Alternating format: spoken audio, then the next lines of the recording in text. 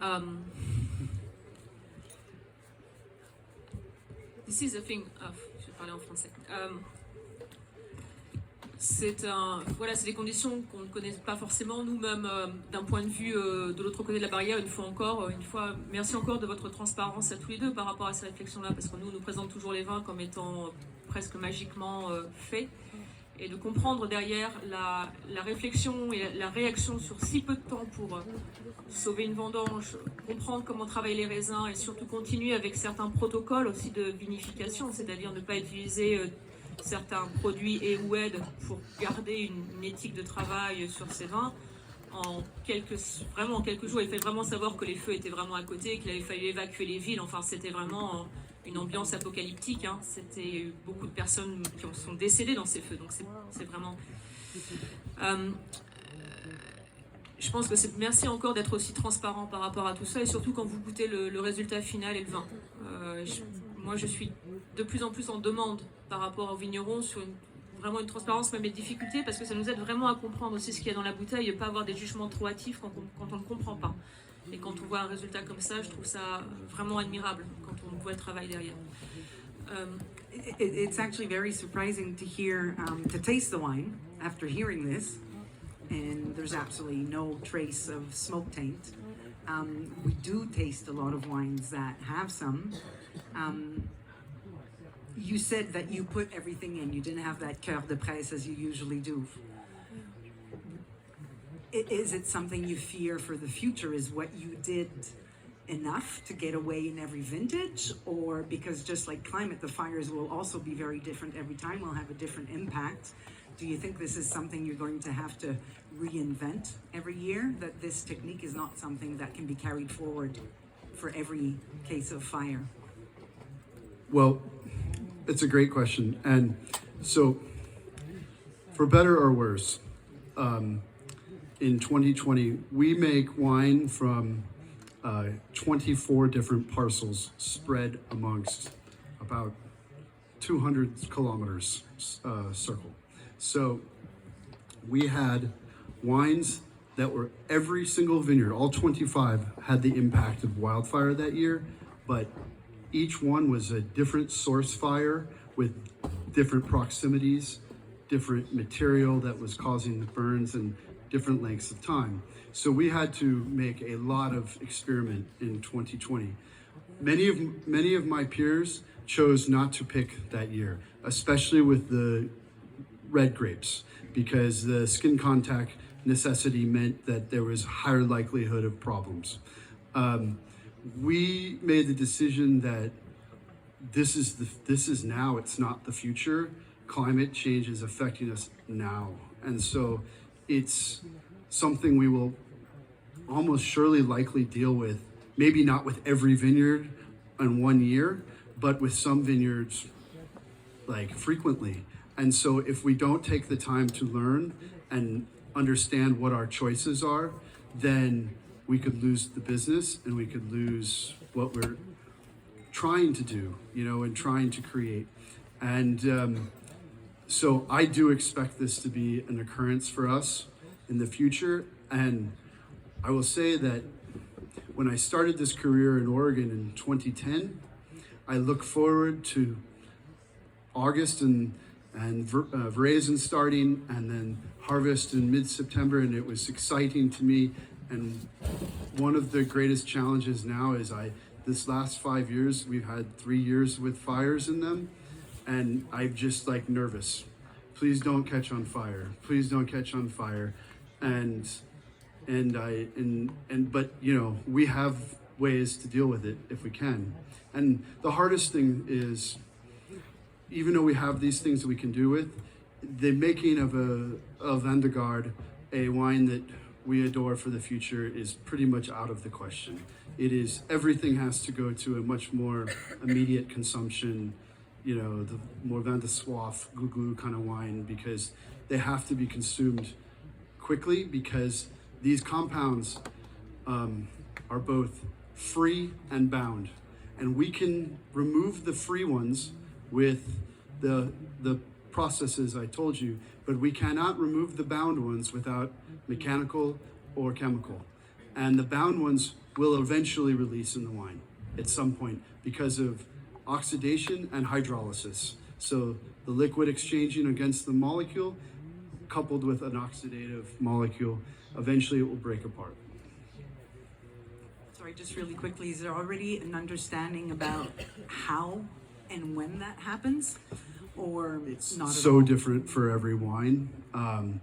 But I can tell you with some of the red wines that when we bottled them, you tasted no smoke so far, and now I'm starting to see just little bits of it. But it can be different when the time it develops, it appears Yeah. is different on. Yes. Okay. So just in the last month, there has become new measurement techniques that are more specific than the ones we've had the last 3 or 4 years. And I actually don't even understand yet how it works, but it'll be something this summer that we're learning. Ce qu'on peut voir par rapport à ça, si on peut prendre le côté négatif, hein, c'est le verre à moitié vide, le verre à moitié plein, c'est une réalité qui est en train de se passer dans certaines régions du monde et ici aussi avec des difficultés.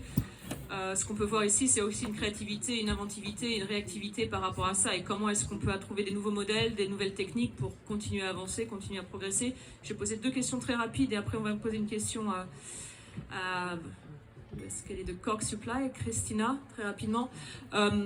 Juste les 2 questions pour être sur une note peut-être plus positive et dynamique, c'est par rapport à tous ces millésimes. Si tu as une chose, toi, en leçon à prendre de ce qui aujourd'hui est une technique ou une réflexion qui t'a fait progresser, que tu vois aujourd'hui comme quelque chose que tu veux continuer à pousser, et pareil pour toi, Patrick, avec ton expérience sur ces 10-15 derniers millésimes dans la région, et notamment évidemment sur les chenins, est-ce que tu as vu quelque chose qui, en termes de compréhension, ou une technique ou quelque chose comme ça qui est venu d'une difficulté, d'une difficulté, est devenu quelque chose au contraire qu'on peut voir comme un moteur d'avancée parce que par la contrainte on a été obligé d'inventer, donc on a été obligé de rechercher. En 30 secondes. 30 secondes, moi, je peux le faire parce qu'en fait j'ai pas beaucoup de...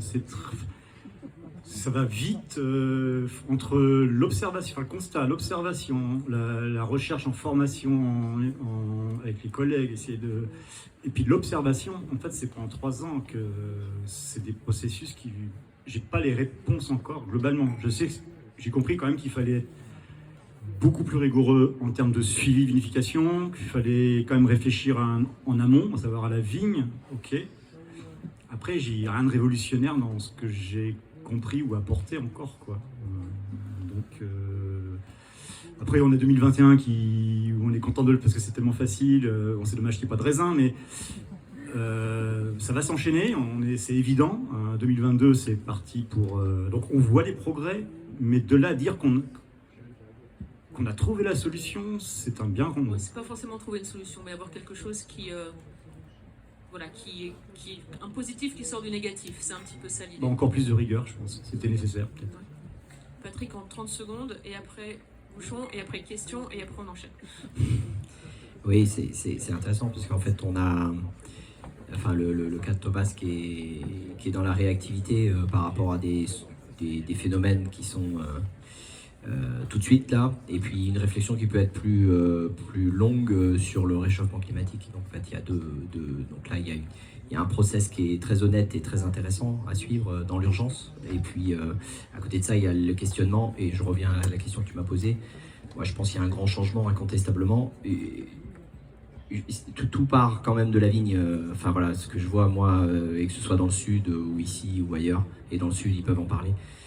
Les solutions, elles se trouvent beaucoup dans la vigne en fait. Voilà. Alors après, incontestablement, il faut être pointu, il faut suivre les vinifs parce que ça peut partir plus sur les volatiles, des choses comme ça.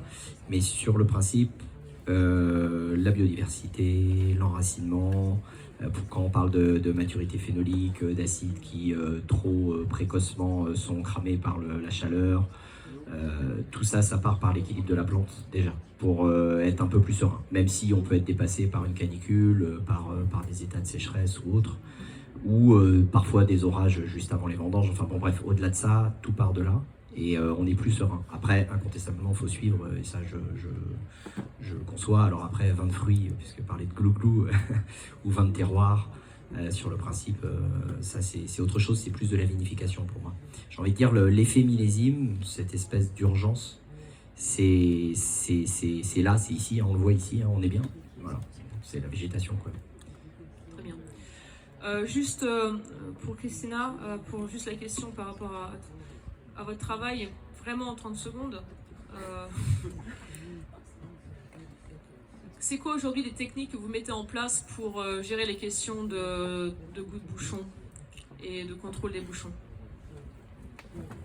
30 secondes seulement pour cette question. C'est une question qui nous importe. Oui, celle-là est assez simple.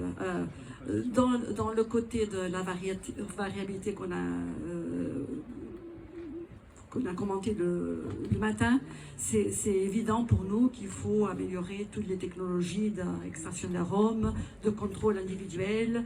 Donc aujourd'hui, on a des technologies préventives, on parle bien de bouchon, des préventions, des technologies d'extraction d'arômes telles que dans notre société chez Box Supply, on a l'Inocork, c'est un brevet depuis 2007 en pratique. On a aussi des technologies d'inspection individuelle, soit utilisant la sensorielle, soit technologie, on l'appelle le dry soak à 100%, ça veut dire des méthodologies non invasives, non destructives de contrôle goût de bouchon. Mais en plus, ce que j'aimerais ajouter, c'est que dans le côté de la perfectionnement, nous réfléchissons toujours sur la durabilité de négoce. Et un côté, c'est vraiment la garantie individuelle, la garantie du produit naturel. L'autre côté, c'est l'utilisation complète, 100% de la matière première. Donc, on n'a pas de gaspillage. C'est un secteur, une industrie qui utilise tout morceau d'un produit forestier. Donc, revenant sur la forêt, la problématique, c'est très similaire au vinocle. La grosse différence, c'est que les cycles de production sont longs. Ce n'est pas une production à chaque an, comme vous savez, mais c'est des productions à chaque 9 ans. Ça veut dire que pour nous, le perfectionnement, il se fait aussi avec les producteurs forestiers. Alors, on travaille beaucoup sur la forêt, sur les changements climatiques en forêt et comment on peut maîtriser la continuation de notre négoce à long terme. On ne pense pas, on pense jamais à 2 ou 3 ans, on pense à 20, 30, 40 ans. Et ça, c'est vraiment très important pour nous. Et du côté de la durabilité, après, il y a tout l'ajout des informations aussi du côté d'empreinte de carbone, des produits qui sont vraiment très importants, très intéressants, je pense, à ce moment-là. Et finalement, c'est le produit qui, en réalité, nous pensons, c'est ce qui va le mieux avec le vin. Tout ce qui est en produit naturel, avec le même type de problématique, mais en travaillant ensemble,